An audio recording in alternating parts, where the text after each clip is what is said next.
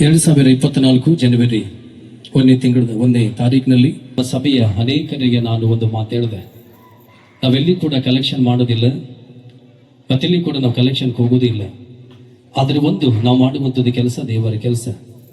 ಇದು ದೇವರ ಕೆಲಸ ಆಗಿರುವುದರಿಂದ ನಮ್ಗೆ ಯಾವುದೇ ಒಂದು ಸಂಸ್ಥೆ ಇಲ್ಲ, ಅಥವಾ ನಮ್ಗೆ ಯಾವುದೇ ಸಪೋರ್ಟು ಮತ್ತು ಯಾರಿಗೂ ಕೂಡ ನಾನು ರಿಪೋರ್ಟು ಕೂಡ ನಾವು ಕೊಡೋದಿಲ್ಲ. ದೇವರ ನಮಗೆ ಪ್ರೇರೇಪಿಸಲ್ಪಡುವಂಥ ರೀತಿಯಿಂದ ನಾವು ಸೇವೆಯಲ್ಲಿದ್ದೇವೆ. ದೇವರ ನಡೆಸಲಿಕ್ಕೆ ಮಾತ್ರ ನಾವು ಹೆಚ್ಚಾಗಿ ನಾವು ಬಯಸುವಂತರಾಗಿರುತ್ತೇವೆ. ಈ ಮಾತನ್ನು ಹೇಳಿ ಇಲ್ಲಿ ಆಲಯ ಕಟ್ಟುವುದಕ್ಕಿಂತ ಮುಂಚಿತವಾಗಿ ನಮ್ಮ ಸಭೆಯಲ್ಲಿರುವಂಥ ಅಂದರೆ ಈ ಒಂದು ಕಾಲೇಜಿನಲ್ಲಿರುವಂಥ ಪ್ರತಿ ಒಬ್ಬೊಬ್ಬರಿಗೆಲ್ಲ ಒಂದು ಸರ್ತಿ ನಾನು ಕೂಡಿಸಿ ಪ್ರಾರ್ಥನೆ ಮಾಡಿ ಒಂದು ಮಾತನ್ನು ಹೇಳಿದೆ. ಯಾವ ರೀತಿಯಿಂದ ಈ ಆಲಯ ಕಂಪ್ಲೀಟ್ ಆಗಬೇಕಾದ್ರೆ ಒಂದು ಕೆಲಸನ ಮಾಡಬೇಕು. ಯಾವ ರೀತಿಯಿಂದ ದಿನಾಲು ಒಬ್ಬೊಬ್ಬರು ನೀವು ಉಪವಾಸದಲ್ಲಿರಬೇಕು. ಯಾವ ರೀತಿಯಿಂದ ಆಲಯ ಒಂದು ಪ್ರಾರಂಭ ಮಾಡಿದ್ದೇವೆ, ಕಂಪ್ಲೀಟ್ ರಿಬ್ಬಿನ್ ಕಟ್ ಆಗುವವರೆಗೂ ನಾವೇನು ಮಾಡಬೇಕು, ಉಪವಾಸ ಮಾಡಬೇಕು. ಈ ಮಾತನ್ನು ಹೇಳಿದಾಗ ನಮ್ಮ ಸಭೆಯಲ್ಲಿ ಸಣ್ಣ ಮಕ್ಕಳಿಂದ ದೊಡ್ಡವರ ತನಕ ಒಪ್ಪಿಕೊಂಡು ಪ್ರತಿದಿನ ಒಬ್ಬೊಬ್ಬರು ಉಪವಾಸ ಮಾಡೋದಕ್ಕೆ ಪ್ರಾರಂಭ ಮಾಡಿದ್ದೇವೆ. ಆದರೆ ಈ ಒಂದು ಆಲಯ ಕಟ್ಟುವಂಥ ಹೊತ್ತಿನಲ್ಲಿ ನೋಡ್ತೇವೆ, ಬಹಳ ವಿಷಯಗಳಲ್ಲಿ ಬಹಳ ಪ್ರಶ್ನೆಗಳು ಎದುರಾದವು. ಆರ್ಥಿಕ ವಿಷಯದಲ್ಲಾಗಲಿ, ಹೇಗೆ ಕಂಪ್ಲೀಟ್ ಮಾಡ್ತಾರೆ, ಇದು ಹೇಗೆ ಸಾಧ್ಯ, ತುಂಬನೇ ಒಂದೊಂದು ರೀತಿಯಿಂದ. ಆದರೆ ಒಂದೇ ನಾನು ಹೇಳಿದೆ, ಇದು ಮಾಡುವಂಥ ಕೆಲಸ ದೇವರ ಕೆಲಸ ಎಂಬುದಾಗಿ ನಾವು ಹೇಳಿ ಅನೇಕರಿಗೆ ನಾವು ಈ ರೀತಿಯಿಂದ ಲಿಸ್ಟ್ ಮಾಡಿ ದಿನಾಲು ಒಬ್ಬೊಬ್ಬರು ಉಪವಾಸದಲ್ಲಿ ಕಾಲ ಕಡಿಬೇಕು. ಮಂದಿರ ಕೆಲಸ ಪ್ರಾರಂಭ ಮಾಡಿದ್ದೇವೆ, ರಬ್ಬಿನ ಕಾಟ ಆಗುವವರೆಗೂ ಈ ರೀತಿಯಿಂದ ಹೇಳಿ ನಾವು ಪ್ರಾರ್ಥನೆ ಮಾಡೋಕ್ಕೆ ಮುಂದೆ ಹೋಗಿದಾಗ ಕರ್ತನಲ್ಲಿ ಪ್ರಿಯರೇ, ಯಾವ ರೀತಿಯಿಂದ ನಾವು ಪ್ರಾರ್ಥನೆಯಲ್ಲಿ ನಾವು ಮುಂದೆ ಹೋದೇವೆ. ಇದಕ್ಕೆ ದೇವರು ಯಾವ ರೀತಿಯಿಂದ ಏನೇನು ಸಹಾಯ ಮಾಡಬೇಕಾಗಿತ್ತು ಇದಕ್ಕೆ ನಾವು ನೋಡ್ತೇವೆ.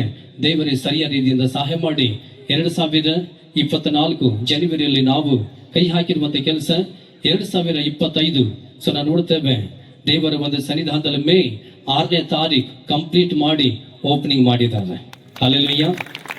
ಇವತ್ತದೇ 2025ರಲ್ಲಿ ಓಪನಿಂಗ್ ಆಗಿರುವಂತ ಇವತ್ತದೇ ಒಂದು ಚರ್ಚಿನ ಒಂದು ವಾರ್ಷಿಕ ಉತ್ಸವ ಅಂಗವಾಗಿ ಇವತ್ತಿನ ದಿವಸ 2026 ಇವತ್ತಿನ ದಿವಸ ನಾವು ನೋಡ್ತೇವೆ ಮೇ 6ನೇ ತಾರೀಕು ಇವತ್ತಿನ ದಿವಸ ಆ ಒಂದು ದಿನವಾಗಿರುವಂತದ್ದಾಗಿರ್ತದೆ.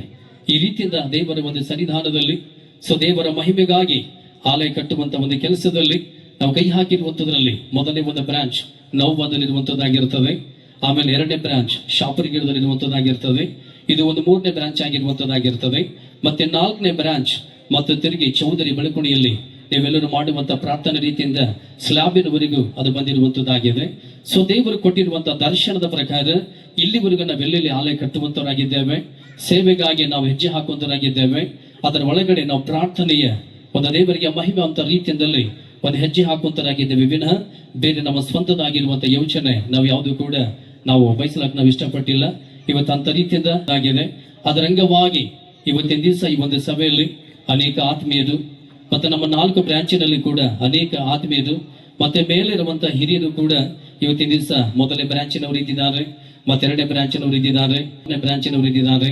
ಇಂಥ ಒಂದು ರೀತಿಯಿಂದ ದೇವರ ಮಹಿಮೆಗಾಗಿ ಪ್ರಯಾಸ ಪಡುವಂತ ರೀತಿಯಿಂದ ನಮ್ಮ ಹಿಂದೆ ಅನೇಕರು ಪ್ರಾರ್ಥನೆ ರೀತಿಯಿಂದ ಉತ್ತೇಜಿಸುವಂತದ್ದಾಗಿರುವಂತದ್ದು. దేవుడు ఈ పరిచర్ని ప్రేమించి ದೇವರು ಈ ಸೇವೆಯನ್ನು ಪ್ರೀತಿ ಮಾಡಿ అయ్యగారు నన్ను ఇది 4వ సారి నన్ను పిలిచారు. ಅಯ್ಯವರು ನನಗೆ ಬೀದರ್ ಪಟ್ಟಣಕ್ಕೆ ಇವರು ಸಭೆಗೆ 4 ಸಾರಿ ನನಗೆ ಕರೆದರು. 2023 సంవత్సరంలో ఒక సెమీ క్రిస్మస్ ఆరాధనకి పిలిచారు. 2023 ಇಸ್ವಿಯಲ್ಲಿ ಒಂದು ಸೆಮಿ ಕ್ರಿಸ್ಮಸ್ ನನ್ನನ್ನು ಕರೆದರು. ಆಮೇಲೆ ಹೋದ ವರ್ಷ ಒಂದು ಸೆಮಿ ಕ್ರಿಸ್ಮಸ್ ಶಾಪುರ್ ಗೇಟ್ ನ ಸಭೆಗೆ ನನ್ನನ್ನು ಕರೆದರು. వాళ్ళ అమ్మగారి ఆదరణ కూటం నిర్ణ అనే ప్రాంతానికి పిలిచారు. ನಿರ್ಣ ಅನ್ನುವಂತ ಗ್ರಾಮದಲ್ಲಿ ಒಂದು ಜ್ಞಾಪಕರ್ತ ಕೂಟ ಅವರ 4వ సారి 3వ బ్రాంచిని దేవుడు ఆశీర్వదించారు గనుక ఇక్కడ 4వ సారి పిలవడానికి ప్రభు కృప చూపారు. 4ನೇ ಸಾರಿ ಮತ್ತೆ ಈ ಒಂದು ಚರ್ಚ್ ಆನಿವರ್ಸರಿಗಾಗಿ ಕರೆಯುವಂತೆ ದೇವರ ಕೃಪೆ ತೋರಿಸಿದ್ದಾರೆ. దేవుడికి మహిమ కలుగును గాక. ಮಾತ್ರ ಮಹಿಮೆ ಆಗಲಿ. దైవజనుడి కుటుంబంతో దేవుడిచ్చిన అనుబంధాన్ని బట్టి ప్రభుకు స్తోత్రం చెల్లిస్తున్నాను. ಸೇವಕರ ಕುಟುಂಬದ ಜೊತೆ ನನಗೂ ಅವರಿಗೆ ಕೊಟ್ಟಂತ ಸಂಬಂಧಕ್ಕಾಗಿ ನಾನು ಕರ್ತನಿಗೆ ಸ್ತೋತ್ರ ಹೇಳ್ತಾ ಇದ್ದೇನೆ. ఈ రాత్రి ఒక వాక్యాన్ని ధ్యానం చేద్దాం. ಈ ರಾತ್ರಿ ಕಾಲ ಸಮಯದಲ್ಲಿ ಒಂದು ವಾಕ್ಯವನ್ನು ಜ್ಞಾಪಕ ಮಾಡಿಕೊಳ್ಳೋಣ. మీరెవ్వరు బైబిల్ తీయొద్దు, నేను కథలాగా చెప్తాను. ನೀವು ಯಾರು ಸತ್ಯವೇದ ತೆಗಿಬೇಕಾದಂತ ಅವಶ್ಯಕತೆ ಇಲ್ಲ. మీ భాష నాకు రాదు, నా భాష మీకు రాదు. ನನ್ನ ಭಾಷೆ ನಿಮಗೆ ಬರುವುದಿಲ್ಲ, ನಿಮ್ಮ ಭಾಷೆ ನನಗೆ ಬರುವುದಿಲ್ಲ. మీకు రిఫరెన్స్లు చెప్తాను, తర్వాత ఇంటికి వెళ్ళి చదువుకోండి. ನಿಮಗೆ ಅಧ್ಯಾಯ ವಚನಗಳು ಹೇಳ್ತೇವೆ, ನೀವು ಬರ್ಕೊಂಡು ಮನೆಗೆ ಹೋಗಿ ನೋಡಬಹುದು. కానీ వాక్యం జాగ్రత్తగా వినండి. ದೇವರ ವಾಕ್ಯ ಬಹಳ ಶ್ರದ್ಧೆ కలిగి ಕೇಳ್ರಿ. కొన్ని నిమిషాలు సెల్ ఫోన్ సైలెంట్ లో. కానీ ఈ రాత్రి నిన్ను తీసుకొని వచ్చి కూర్చోబెట్టాడంటే ಈ ರಾತ್ರಿ ಕಾಲ ಸಮಯದಲ್ಲಿ ದೇವರು ನಿನ್ನನ್ನು ಕರ್ಕೊಂಡು ಇಲ್ಲಿ ಕೂರಿಸಿದಾರಂದ್ರೆ ప్రత్యేకమైన ప్రణాళిక నీ పట్ల దేవుడికి ఉన్నది. ಪ್ರತ್ಯೇಕ ಪ್ರಾಮುಖ್ಯವಾದಂತ ಯೋಚನೆ ದೇವರಿನ ಬಗ್ಗೆ కలిగి ఒక ప్రత్యేకమైన ఆలోచన దేవుడికి ఉన్నది. ಒಂದು ಪ್ರಾಮುಖ್ಯವಾದಂತ ಆಲೋಚನೆ ದೇವರು కలిగిದ್ದಾರೆ. నీకు నీవుగా రాలే, ನಿನ್ನು ನೀನಾಗಿ ಬಂದಿಲ್ಲ ಇಲ್ಲಿ. పరిశుద్ధాత్మ దేవుడు దర్శించి నన్ను నడిపించాడు. ಪರಿಶುದ್ಧಾತ್ಮ ದೇವರು ನಿನ್ನನ್ನು ದರ್ಶಿಸಿ ನಿನ್ನನ್ನು ಕರ್ಕೊಂಡು ಬಂದಿದ್ದಾನೆ. దేవుడికి మహిమ కలుగును గాక. ದೇವರಿಗೆ ಮಾತ್ರ ಮಹಿಮೆ ಆಗಲಿ. హెబ్రీ పత్రిక 6వ అధ్యాయం 14వ వచనములో, ಇಬ್ರಿಯ ಪತ್ರಿಕೆ 4ನೇ ಅಧ್ಯಾಯ 11ನೇ ವಾಕ್ಯದಲ್ಲಿ, 6వ అధ్యాయం 14వ వచనములో 6ನೇ ವಾಕ್ಯ 14ನೇ ವಚನದಲ್ಲಿ అక్కడ ఒక వాగ్దానం దేవుడు రాపించాడు. ಅಲ್ಲಿ ಒಂದು ವಾಗ್ದಾನವನ್ನು ದೇವರು ಬರೆಸಿದ್ದಾರೆ. నిశ్చయముగా నేను నిన్ను విస్తరింపజేసేదను, ನಾನು ನಿನ್ನನ್ನು ನಿಶ್ಚಯವಾಗಿ ನಾನು ಆಶೀರ್ವದಿಸುತ್ತೇನೆ. నిశ్చయముగా నేను నిన్ను ఆశీర్వదించదను, ನಾನು ನಿನ್ನನ್ನು ನಿಶ್ಚಯವಾಗಿ ಆಶೀರ್ವದಿಸುತ್ತೇನೆ. నిశ్చయముగా ನಿಶ್ಚಯವಾಗಿ నిశ్చయముగా ನಿಶ್ಚಯವಾಗಿ నిశ్చయముగా ನಿಶ್ಚಯವಾಗಿ దేవుడు ఈ పరిచర్యను విస్తరింపచేయబోతున్నాడు. ದೇವರು ಈ ಸೇವೆಯನ್ನು ಅಭಿವೃದ್ಧಿ ಪಡಿಸಲಿಕ್ಕಿದ್ದಾರೆ. ఈ పరిచర్య సరిహద్దులు విశాలపరచబడబడుతున్నాయి. ಈ ಒಂದು ಸಭೆಯ ವಿಸ್ತಾರವಾಗಿ ದೇವರ ಆಶೀರ್ವಾದ ఈ సేవలు ಮಾಡಲಿಕ್ಕಿದ್ದಾರೆ. శాఖోప శాఖలుగా దేవుడు ಈ విస్తరించబోతున్నాడు. ಸೇವೆಯನ್ನು ಇನ್ನ ಹೆಚ್ಚಾಗಿ ದೇವರ ಆಶೀರ್ವಾದ ಮಾಡಲಿಕ್ಕಿದ್ದಾರೆ. నేను ప్రార్థించినప్పుడు, ನಾನು ಪ್ರಾರ್ಥಿಸುವಾಗ నిర్ణ అనే ప్రాంతానికి నేను వాక్యం చెప్పడానికి వచ్చినప్పుడు, ನಿರ್ಣ ಅನ್ನುವಂತ ಗ್ರಾಮಕ್ಕೆ ನಾನು ವಾಕ್ಯ ಹೇಳಕ್ಕೆ ಹೋಗಿದಾಗ పాస్టర్ గారు నాకు ఈ రోజు గురించి ఆ రోజే చెప్పారు. ಸೇವಕರು ಈ ಪ್ರತ್ಯೇಕವಾದ ರೀತಿಯಲ್ಲಿ ನಿನ್ನ ಜೊತೆ ಮಾತಾಡಬೇಕೆಂದು ಆಸೆಕೊಳ್ಳಿ. నిశ్చయముగా నేను నిన్ను విస్తరింపచేసేదను. ನಾನು ನಿನ್ನನ್ನು ನಿಶ್ಚಯವಾಗಿ ನಿನ್ನನ್ನು ಉದ್ಧಾರಿಸುವೆನು ಅಂತ ಹೇಳ್ತಿದ್ದಾರೆ. ఇక్కడ రెండు ఆశీర్వాదకరమైన మాటలు దేవుడు రాపించాడు. ಇಲ್ಲಿ ಎರಡು ಆಶೀರ್ವಾದ ರೀತಿಯಲ್ಲಿ ದೇವರ ಮಾತುಗಳನ್ನು ಬರೆಸಿದ್ದಾರೆ. ఒకటి విస్తరణ, రెండు ఆశీర్వాదం. ಒಂದು ವಿಸ್ತಾರವಾಗಿ ಒಂದು ಆಶೀರ್ವಾದ ನಿಧಿಯಾಗಿ. ఈ రాత్రి విస్తరణ గురించి దేవుడు మాట్లాడబోతున్నాడు. ಒಂದು ವಿಸ್ತಾರವಾದ ವಿಷಯದಲ್ಲಿ ದೇವರು ಮಾತಾಡಕ್ಕಿದ್ದಾರೆ. ఈ రాత్రి దేవుడు నీలో నాలో చూడవలసింది విస్తరణ. ಈ ರಾತ್ರಿ ದೇವರು ನನ್ನಲ್ಲಿ ನಿನ್ನಲ್ಲಿ ನೋಡ್ಬೇಕಾದಾಗಿರುವುದು ವಿಸ್ತಾರವಾಗಿರುವಂತದ್ದು. ఏంటి ఆ విస్తరణ? ಯಾವುದು ಆ ವಿಸ್ತಾರವಾದಂತದ್ದು? డబ్బు కాదు, ಧನ ಅಲ್ಲ, ఉద్యోగం కాదు, ಉದ್ಯೋಗ ಅಲ್ಲ, అంగబలం కాదు, ಓ ಬಲಶಕ್ತಿ ಅಲ್ಲ, ధనబలం కాదు, ಧನ ಬಲ ಅಲ್ಲ, ఆత్మ సంబంధమైన విస్తరణ.